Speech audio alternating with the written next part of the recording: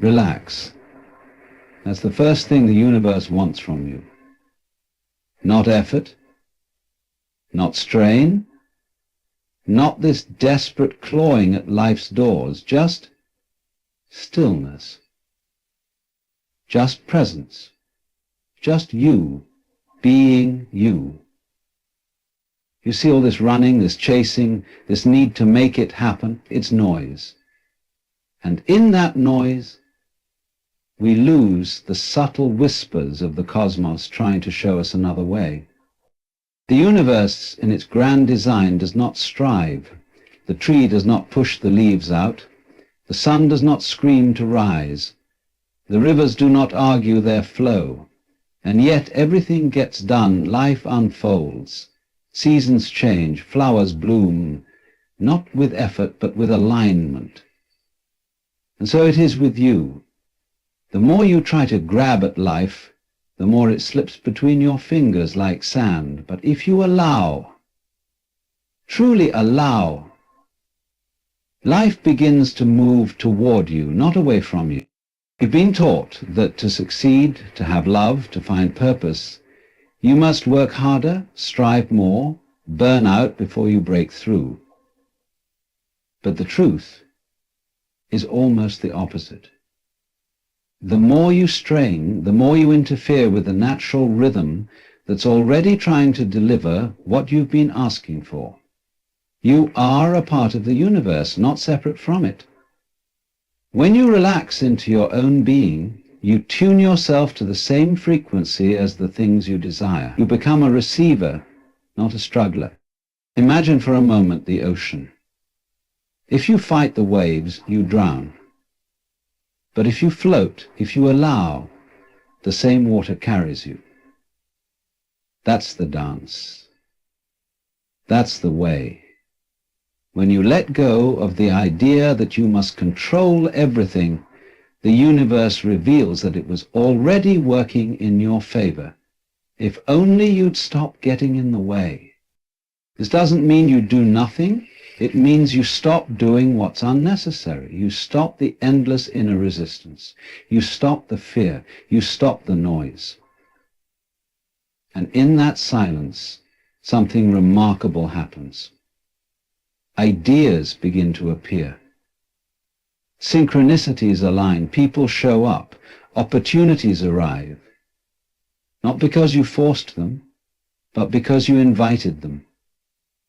By being in harmony with what is.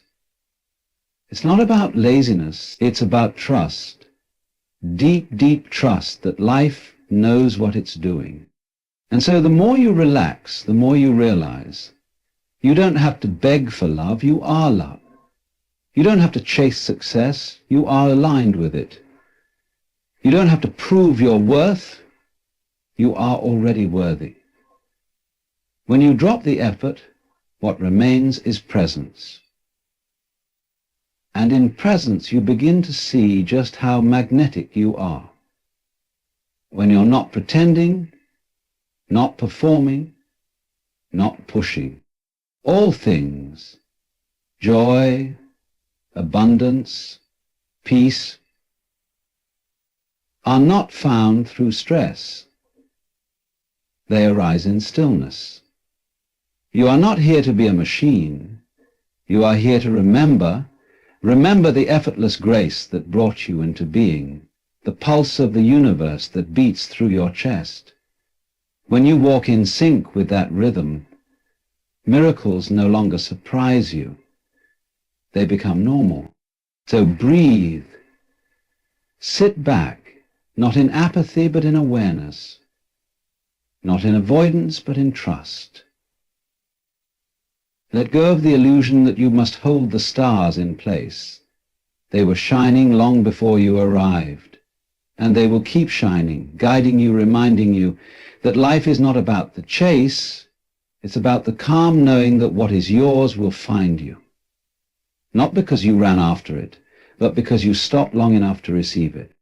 You see, the great illusion that most people live under is this idea that if they just try hard enough, if they control every variable, calculate every step, manage every person and every outcome, then somehow they'll arrive at happiness or peace or fulfillment. But the paradox is this: the more we grip life, the more it resists us. The more we try to force the river to flow in a direction we've chosen, the more it pushes back and reminds us that we are not in control. The root of our anxiety, our tension, our endless exhaustion is not that we're doing too little.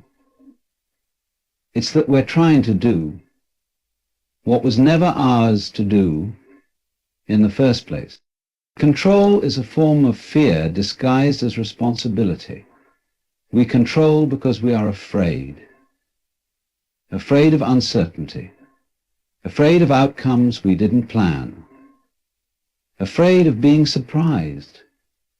And so we wrap our minds in rigid plans and our hearts in tight expectations. But what if I told you that control is the very thing standing between you and the life you deeply desire? That the universe doesn't need your control, it needs your cooperation, it needs your alignment. To align with life is to let go of the illusion that you are separate from it. You are not an observer of nature, you are nature. You are not something the universe created and then left alone. You are a living expression of it, a strand in the grand tapestry. So when you seek to control life, it's like a wave trying to command the ocean, a leaf trying to steer the wind. The beauty is not in controlling it, but in moving with it, bending with it, dancing with it. Letting go is not about carelessness, it's about trust. Deep, unshakable trust that there is a current already carrying you if you would only stop paddling so frantically in the wrong direction. When you let go of control, you don't fall, you float.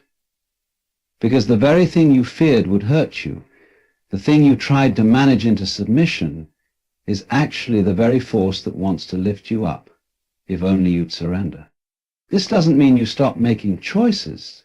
It means you make choices from a place of clarity rather than compulsion, from peace, not panic.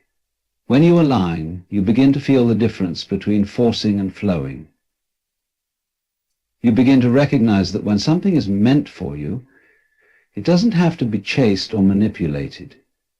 It arrives with a natural ease. And when it doesn't, no amount of control will make it stay. Look around you.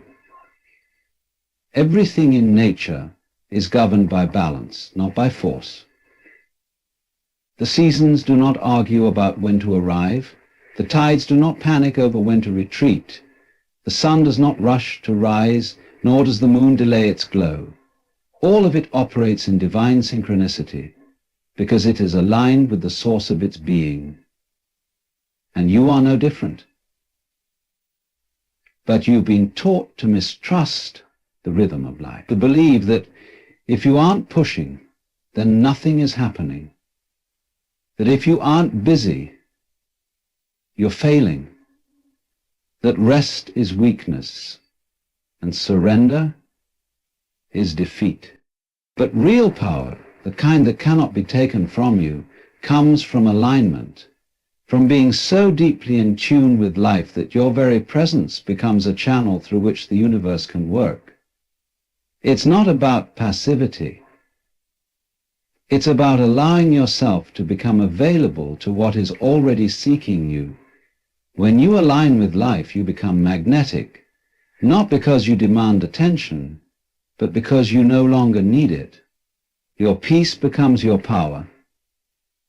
Your trust becomes your attraction.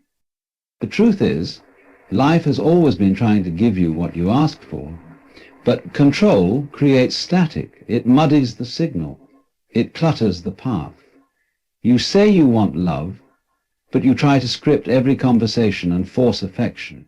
You say you want success, but but you micromanage every detail and burn out before you begin. You say you want peace, but you worry about everything you cannot influence, and so the gifts meant for you get lost in the noise of your effort. Letting go is not a one-time act. It is a moment-by-moment practice, a daily decision to release your grip on what you think should be happening and to open yourself to what is. It is to say, I trust that I am not alone in this. I trust that the same force that keeps the planets spinning and the trees growing and the tides moving also cares about me. And that kind of trust is not weakness. It is the foundation of true spiritual strength.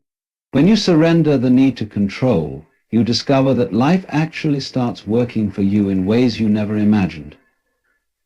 Doors open you didn't knock on. People appear who feel like answers to unspoken prayers. Synchronicities align not because you chased them, but because you became receptive. You entered into harmony with the rhythm of the universe. And harmony doesn't require effort. It only requires presence. The more you relax into the moment, the more you discover that everything you've been searching for is already here. Not waiting in some distant future to be earned, but pulsing through the now, waiting to be seen. And it's often not more doing that's required, but more noticing, more feeling, more being. Because alignment is not a strategy. It is a state of being. It is the art of remembering that you are already a part of the infinite, and the infinite lacks nothing. So you too lack nothing. Letting go of control is how you say to the universe, I remember who I am. And when you remember who you are, not the roles you play, not the masks you wear, not the fears you feed, that the essence underneath it all, then life rushes in to meet you there. Not because you demanded it, but because you were finally still enough to receive it. Presence is a word we hear often, yet rarely do we understand its full power.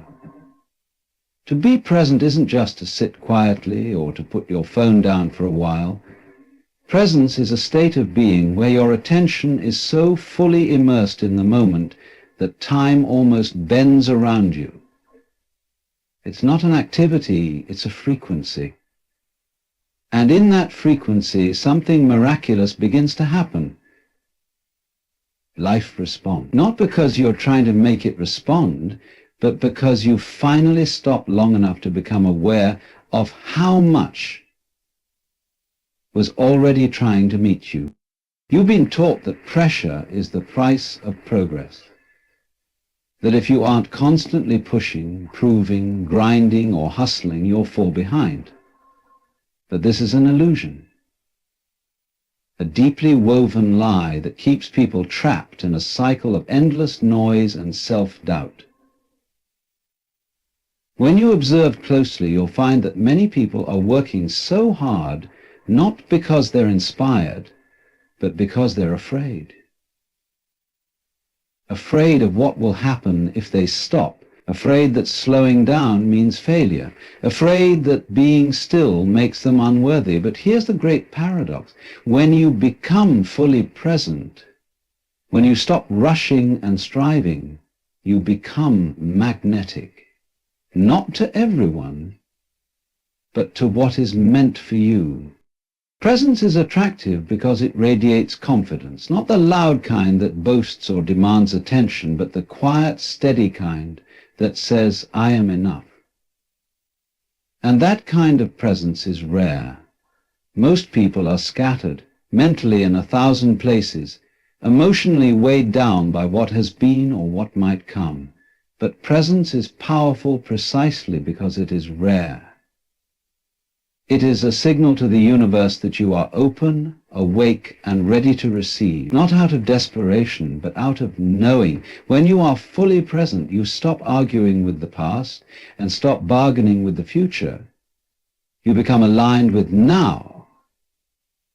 And now is the only place where anything truly happens. Think about the times in your life when you felt the most alive, the most connected, the most inspired. Chances are you weren't thinking about your to-do list or worrying about what someone thought of you. You were immersed. You were there. And that there-ness, that grounded awareness, is the very essence of presence. It's what the universe responds to. Not your stress, not your strategies, not your fears, but your awareness, your attention, your availability to the richness of the moment. You begin to notice the details, the way the sunlight moves across the wall, the way a stranger's eyes hold a story, the way your breath connects you to something larger. And in that noticing, you begin to realize that you were never waiting for life to happen. Life was waiting for you to arrive. Presence quiets the mind. It silences the inner critic. It dissolves the illusion that you have to be anywhere other than here to be okay. It removes the need to justify your existence through constant productivity. And when that noise fades, you hear the subtle wisdom of your own soul, nudging you, guiding you, whispering the next step without anxiety or fear. That is the space where creativity lives. That is the space where intuition speaks. And that is the space where everything you've been seeking begins to find its way to you, not through force, but through resonance. The universe doesn't speak the language of force, it speaks the language of energy. And presence is the clearest energy there is. When you are present, you are not fractured by your past or forecasted into your future. You are whole. And that wholeness draws in experiences, people, and opportunities that match your frequency. That is why people often say that when they finally let go, everything started working, because in that release, they stepped into presence. And presence is not passive. It is dynamic. It is where real power lives. Not the power that controls, but the power that creates. To be present is to trust. To trust that you don't need to force a moment to matter. That you don't need to chase what's already making its way to you. That the most important thing you can do is to show up fully, honestly, and vulnerably, right here, right now. Because this moment, in all its simplicity, holds the seed of transformation. But you have to be here to notice it. You have to stop distracting yourself long enough to feel it. And that takes courage. Because presence means facing yourself. It means not numbing, not escaping, not performing, just being. And that kind of being is radical in a world obsessed with doing. It is in presence that you discover your true value, not based on how much you produce or how much you impress others, but based on how deeply you can connect with the moment, with yourself, with life. And that connection begins to ripple outward. People feel it. Circumstances shift. Doors open. Not because you demanded it, but because your energy finally matched what you were asking for. That is the magic of presence. It doesn't make things happen. It allows them to happen. You begin to see that life is not a problem to be solved, but a mystery to be experienced. Not a mountain to be conquered, but a path to be walked with awareness. The answers you seek don't live in the noise of effort. They live in the stillness of attention. And every time you return to presence, you align with the intelligence that created the stars and orchestrates the tides. You begin to walk with the rhythm of the universe, not against it. And in that rhythm you find ease, you find grace. You find that less isn't lack, it's clarity, it's depth, it's power. So presence isn't a luxury. It's not something you do when everything else is done. It's the very gateway to everything you want. To be present is to be powerful, not because you dominate, but because you no longer need to. And in that space of stillness, of calm awareness, you realize something beautiful. You were never behind. You were just being called to slow down enough to meet your life exactly where it is, and in doing so to allow it to unfold with a wisdom far greater than anything you could have forced into place. There is something deeply misunderstood in the way we engage with the world. Most people are taught to fight their way through life, to resist anything that stands in their path, to overcome every challenge by sheer force. They are told that if something doesn't bend to their will, it means they must push harder, speak louder, try more aggressively until it does. But what they never realize is that this constant resistance only creates more friction, more struggle, and more of what they are trying to escape.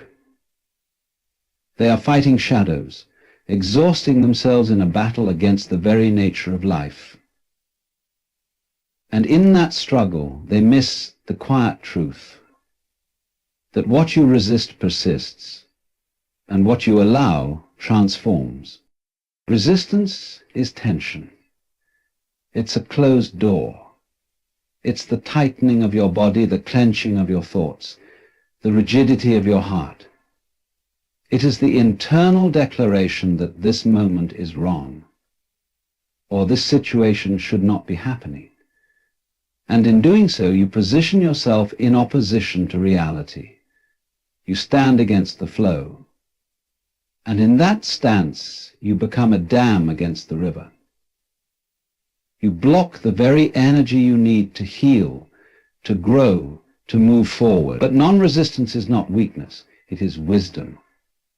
It is the knowing that when you soften, when you stop trying to control everything, life begins to move again. So many people carry their pain like armor, believing that if they let go of the fight, they will lose themselves. But the fight is the illusion. The real you is underneath all that noise. When you let go of resistance, you give life permission to show you another way. You begin to see that much of what you were struggling with was not even the situation itself.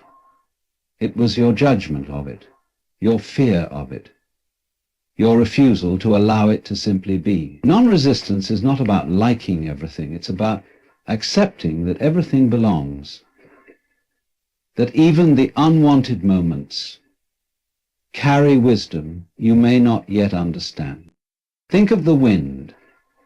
If you stand rigid against it, it beats you down. But if you lean into it, if you dance with it, it carries you. The same is true of every challenge in life.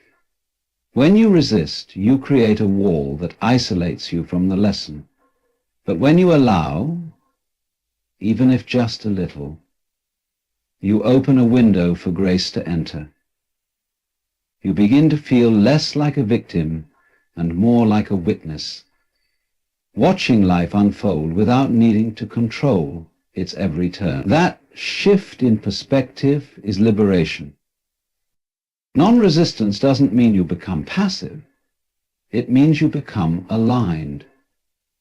You stop wasting energy trying to change what is, and instead you use that energy to transform yourself.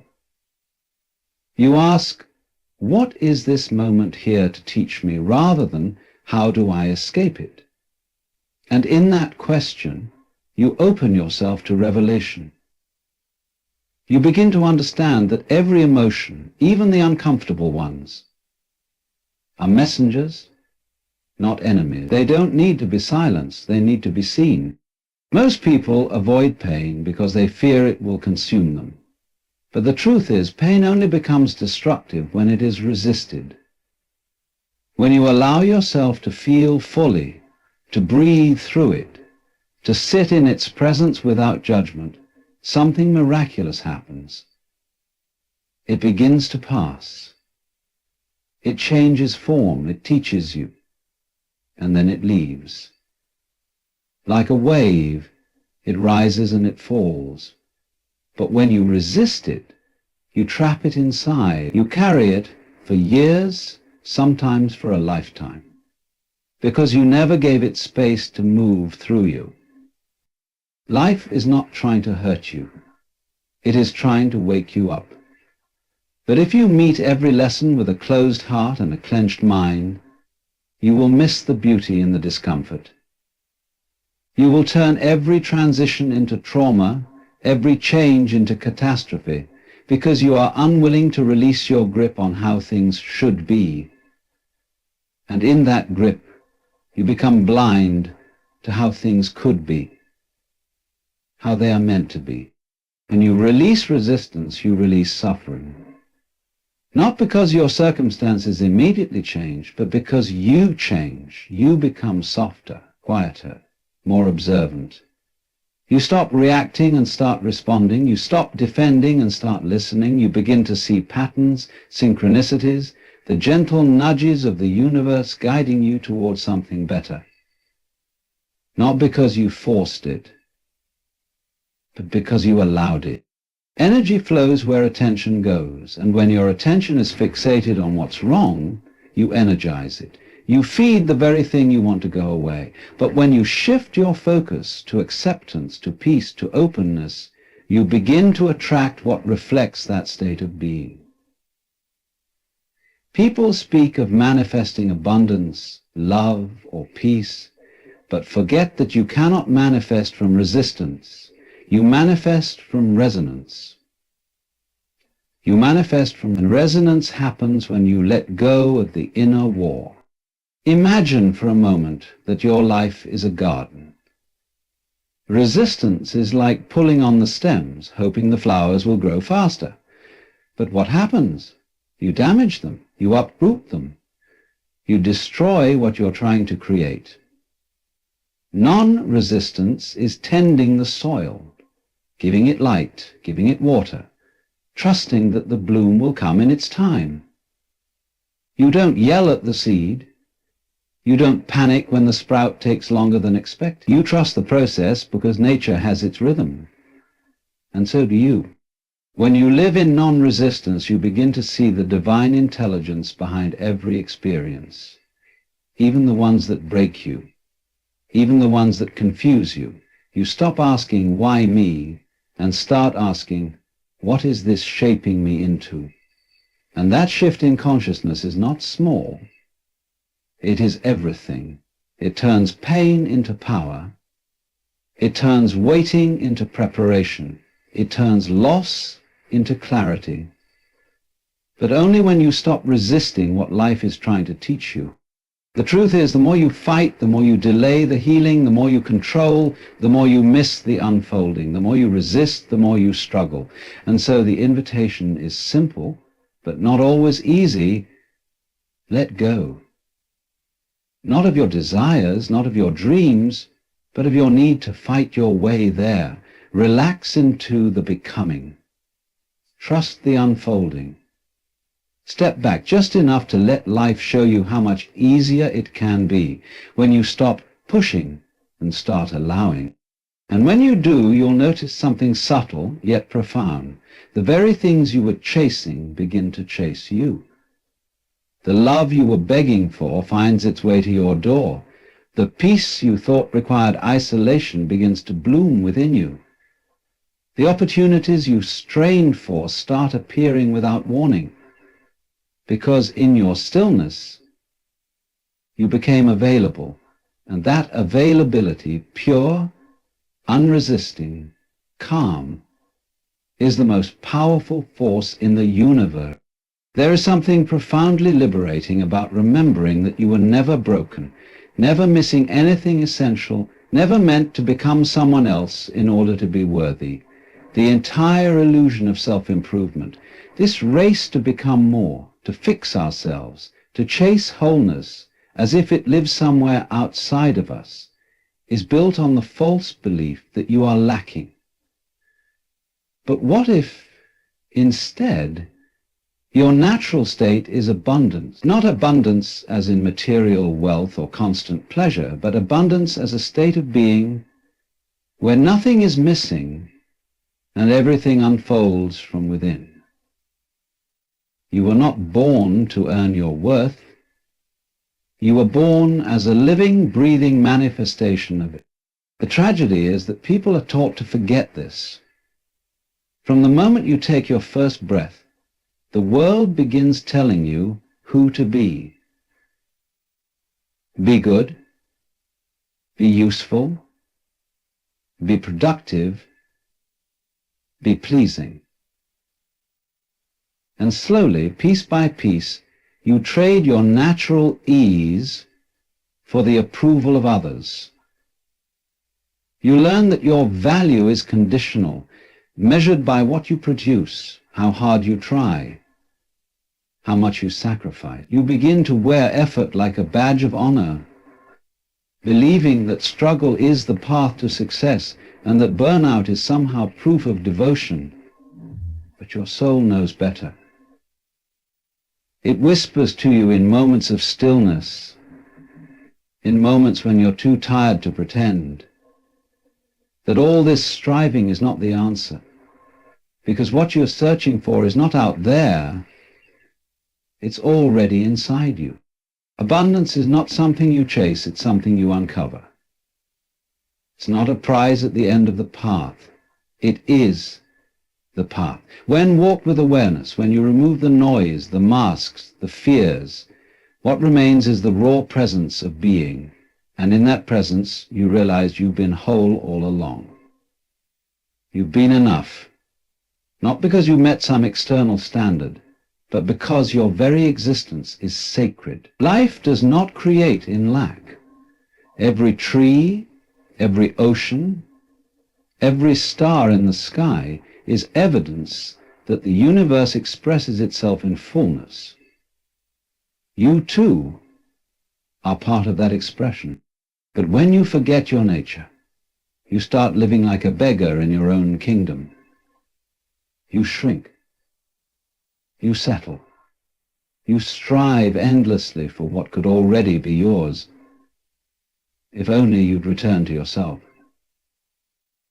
It's not about doing more. It's about remembering more. Remembering that your intuition is not a mistake, that your inner voice is not naive, that your joy is not a distraction, but a compass. You've been conditioned to believe that seriousness is strength, that tension equals importance, and that ease is lazy. But this is a distortion of truth, because when you are in alignment with your natural state, things do become easier, not because they lack value, but because you've removed the friction of pretending. When you allow yourself to rest in your own being, to stop apologizing for your existence, a deep clarity begins to emerge. You no longer seek permission to be. You no longer try to earn love that is freely given by the universe itself. You no longer confuse exhaustion with virtue. Instead, you begin to live from a place of inner sufficiency, from the knowledge that what you are is already more than enough, and from this place your desires shift.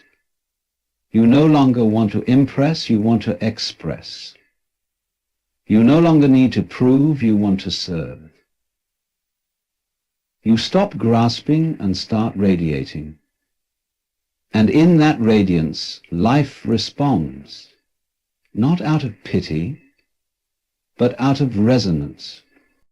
Abundance is not just about having, it's about being. It's the calm assurance that you belong here, that you are supported, not because you control every detail, but because you are in tune with the greater intelligence that orchestrates all things.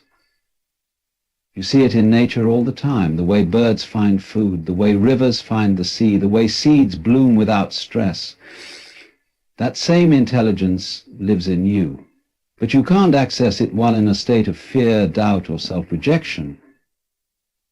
You access it when you stop trying to become and allow yourself to be. You've been told to work hard to be abundant, but the truth is, abundance works through you when you relax into your truth, when you stop pretending to be small, stop fearing your own light, stop doubting that life can be beautiful without constant pressure. The energy of effort repels abundance because it comes from lack. It says, I don't have, and I must chase. But the energy of being, of resting in your natural worth, draws abundance because it says, I already am, and what belongs to me will arrive. This doesn't mean you sit back and do nothing. It means your actions come from inspiration, not desperation. You move because you feel called, not because you're afraid to be still. And in this shift you begin to experience a different kind of life, one that flows, that feels light, that brings unexpected blessings because you are no longer blocking them with your doubt. You've moved from force to frequency, and your frequency is everything. To live in your natural state of abundance is to stop borrowing your identity from the world's expectations. It is to return to yourself, to listen deeply, to honor your joy, and to move from presence. It is to know that the universe is not waiting for you to be perfect, it's waiting for you to be real. When you show up as your true self, life mirrors that back to you. The right people find you, the right moments unfold, not because you worked harder than everyone else, but because you stopped trying to be someone you're not. Your abundance is in your authenticity. Your power is in your presence. The moment you stop resisting who you are, you unlock what has always been yours. And in that unlocking, you come to see that doing less is not laziness. It is sacred efficiency. It is the elegant way life was always meant to be lived. Not rushed, not forced, not proved, but allowed, felt, and received. And in that receiving, you finally remember you were never meant to chase what was already inside you all along. There's something profoundly overlooked in a world that praises volume, the power of stillness. We are taught that action must be loud, that success must come from intensity, that influence must roar to be real. But the truth is that some of the greatest forces in the universe move in silence. The most powerful transformations don't arrive with fanfare. They arrive in quiet moments when no one is watching, and so it is with the energy you emit. The stillness you carry speaks louder than any words you could ever say. When your inner world is at peace, the universe listens more clearly. Your calm becomes a signal, a frequency so pure and undisturbed that the very fabric of existence responds in kind. You don't need to scream to be heard by the divine. You don't need to hustle to be seen by the universe. What you need is to become still enough to hear your own truth, to notice the subtle movements within and around you that are always guiding you home. Most people miss their breakthroughs not because they aren't working hard enough, but because they're too noisy to receive the instructions. They're drowning in their own effort. in their own noise, in their own overthinking. But the universe doesn't deliver blessings in chaos, it delivers them in clarity. And clarity comes from quiet. Stillness is not inactivity, it's receptivity. It's the space where alignment becomes possible, where scattered energy becomes focused, where fragmented thoughts are gathered back into a coherent intention. It is not an absence of movement, but a quality of presence. When you sit in stillness, not trying to force outcomes or grasp at what's next, something miraculous happens. You become a clear channel. Your desire no longer has to compete with your doubts. Your intention no longer gets diluted by your fear. The signal becomes clean, and the universe, no longer confused by your conflicting vibrations, finally knows what to respond to. Think of a lake. When it is still, it reflects everything perfectly. The sky, the trees, the stars, all mirrored with clarity. But if you throw a rock into it or stir the waters, the image becomes distorted. That's what happens when your mind is in turmoil. When you are constantly reacting, worrying, planning, fixing, proving, your energy is agitated. And agitated energy cannot attract clarity. It attracts more noise. But when you learn to be still, to become that quiet lake, your inner world reflects the divine pattern more clearly. And that reflection begins to influence what shows up outside of you. Stillness is not laziness, it's a kind of sacred alertness, a soft but powerful awareness that trusts life enough to stop scrambling. It's where your power actually gathers. Because in that pause, you begin to hear something deeper than your thoughts. You begin to sense what is really true for you, beyond the noise of the world. And when you start acting from that place, your steps are fewer, but they are aligned. They are quiet, but they are exact. And those are the steps that move mountains.